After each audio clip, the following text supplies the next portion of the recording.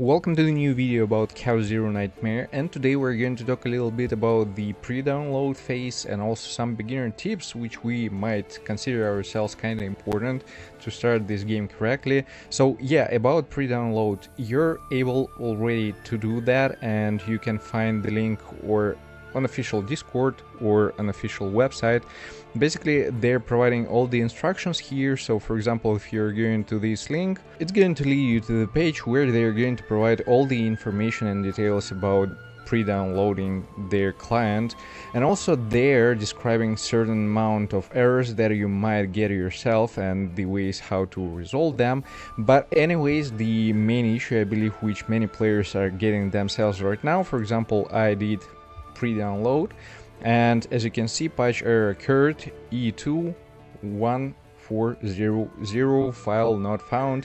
I believe majority of players are going to receive this error. Basically it means that some files are missing from the whole data set, which is I believe fine, and it doesn't require any resolution because we're going to receive a full release tomorrow already in, let's say, what, 14 hours I believe from now when I'm recording this video, and I believe everything is going to work properly.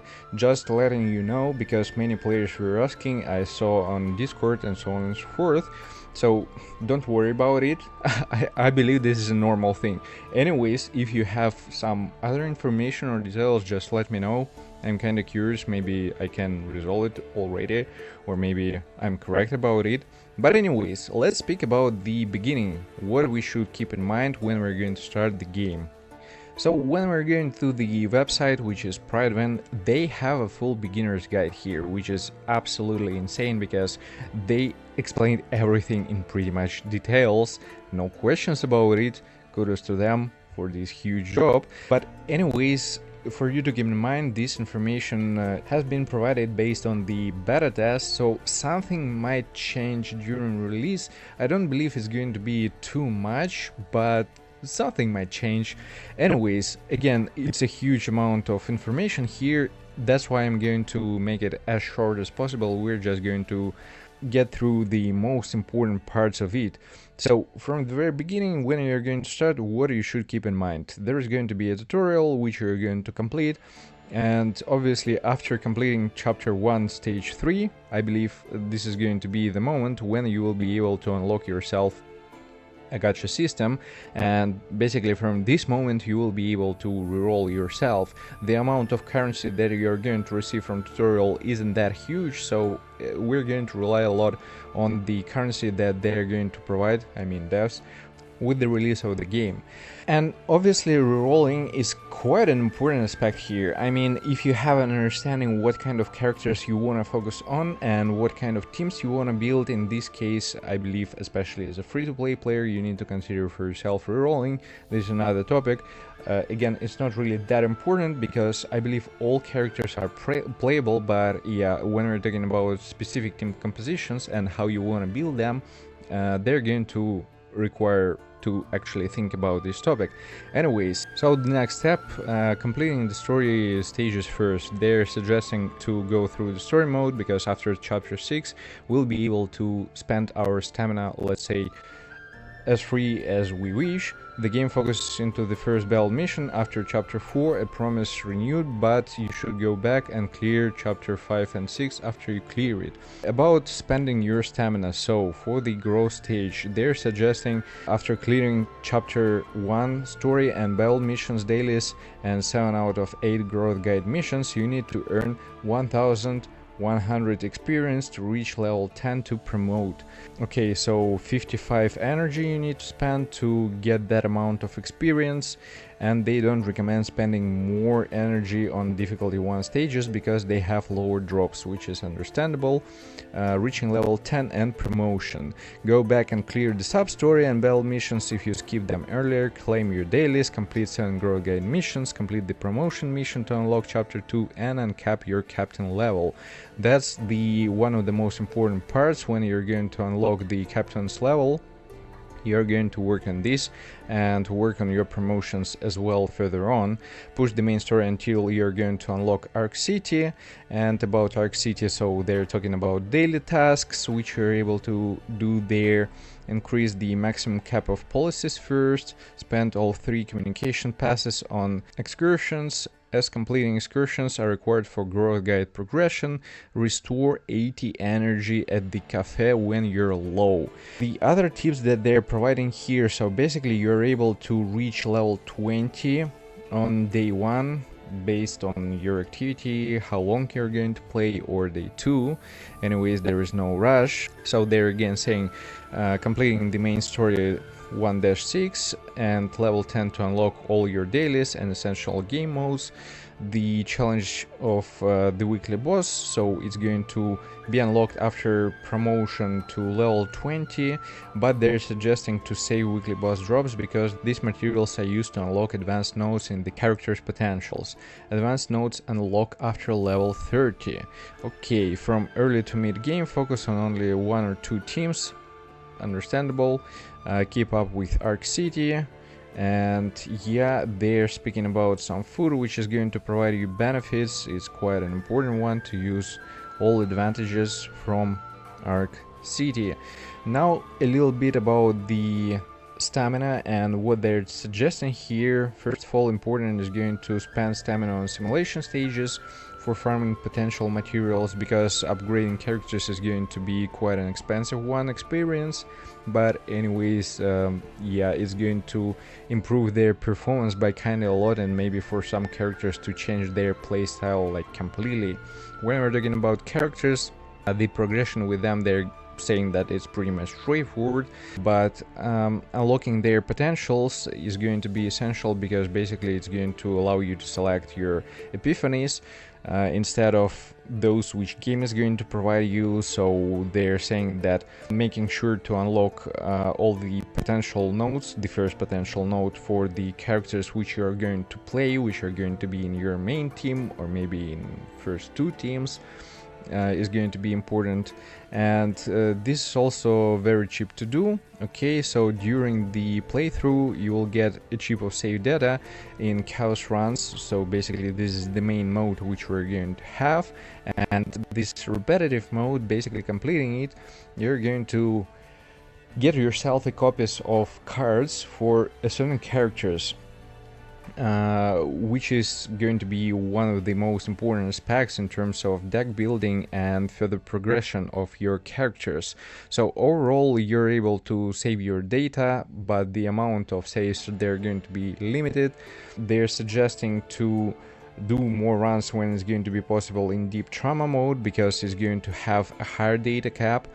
And there are certain mechanics which you need to keep in mind. So whenever you're going to go through a mental break state, the save data is going to be corrupted, and in this case you need to go through the cleanse process. It's going to be done in Epion Center, and you have a couple options. You can do it through communication pass, which is capped by 3 passes per day, and it's going to take some time, let's say, but the data which you're going to receive is going to be saved.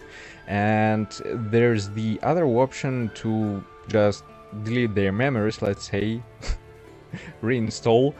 In this case the data is going to be also deleted, so it has no caps, but yeah, you're kind of going to lose a little bit in this situation. So it's kind of going to be important to manage your passes wisely enough.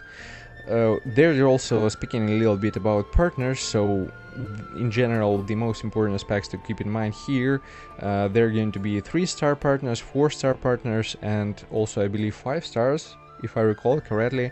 But anyways, the most important part here is that you will be able to build yourself 3-star partners way easier in comparison to all the rest, which makes sense.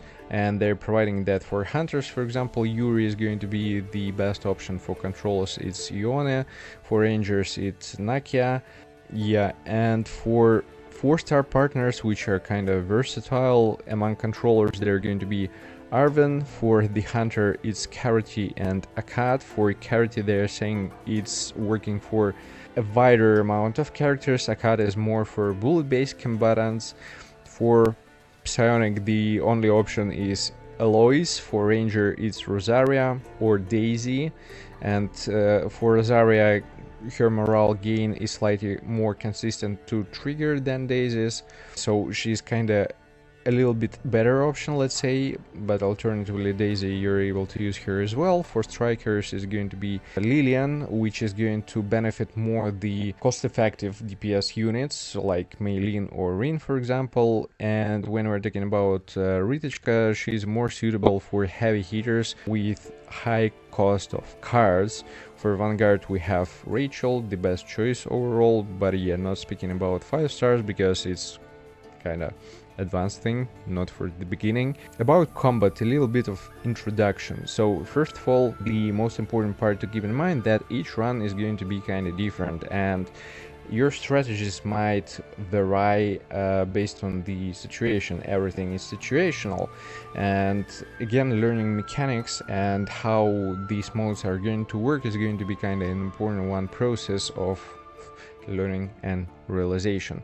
For the runs, the basic suggestions that they're providing when you're going to start it, for example, do 3 or 4 normal fights, then picking a path to 2 elite fights.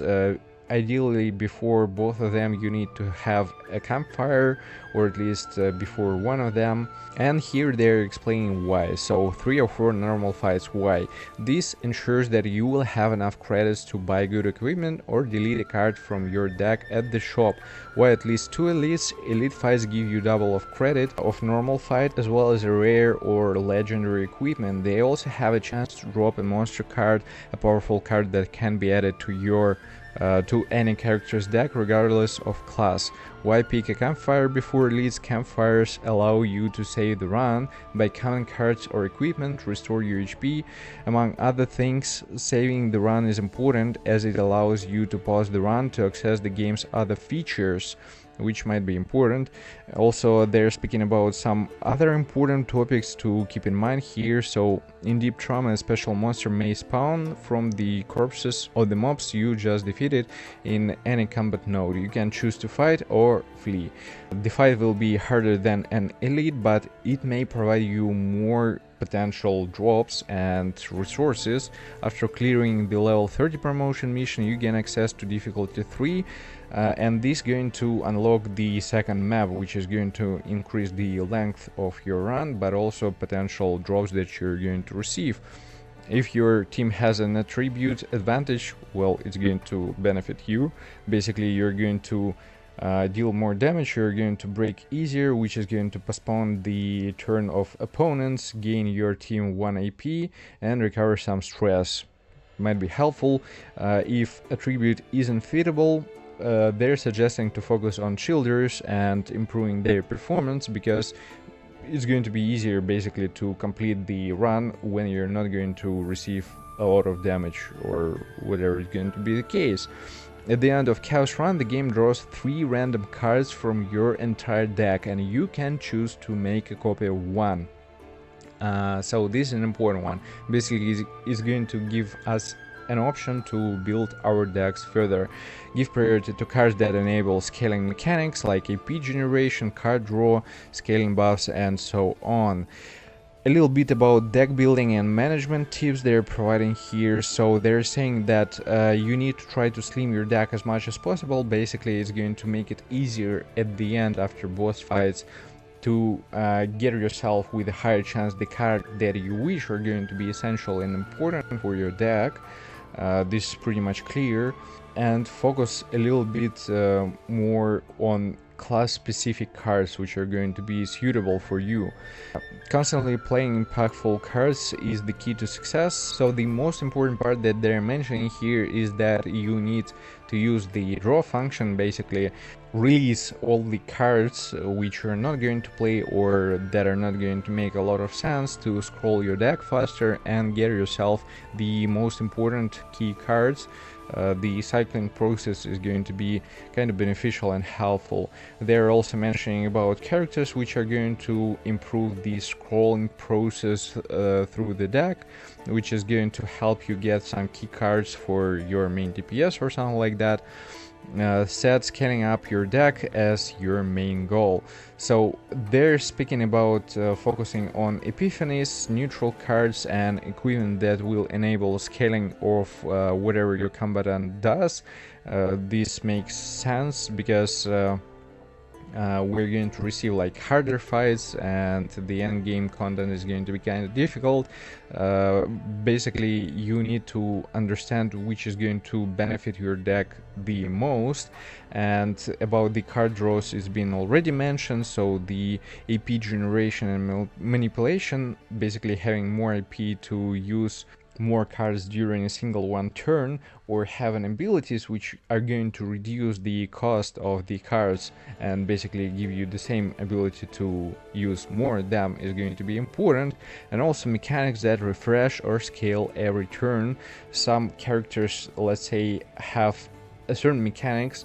When you're going to hold certain cards in your hand, they're going to scale with the damage output, for example, over time, or maybe when you're going to receive some other cards in your hand, the others are going to scale, and so on and so forth. They're just basically saying to keep this moment in mind. So yeah, kind of thinking about the deck progression and how you want to build it is going to be an important one aspect here. And I believe I covered the most important aspects. I didn't read everything through, but if you're interested, again, the Prideman website is going to provide all the information, pretty much details. It's just a brief introduction in the beginning. What should you pay attention to? Basically focusing on levels, potentials, progression with the captain level as well. About the weekly boss, basically say the drops from it, using food and utilize it properly, work with your Arc City, whatever is going to be provided there. About the first working on potential materials and unlocking the nodes for your first epiphanies for the characters that you're going to play with is going to be important. Some introduction about the chaos runs and the way how you're basically going to get yourself your deck and choose the cards. Further on, a little bit about the partners, the most suitable here and useful and versatile, let's say, for the several tips about the runs, what should you pay attention to, and a little bit about the deck building. With that being said, hope you enjoyed this video. Thanks for watching and see you guys in the next one. Take care.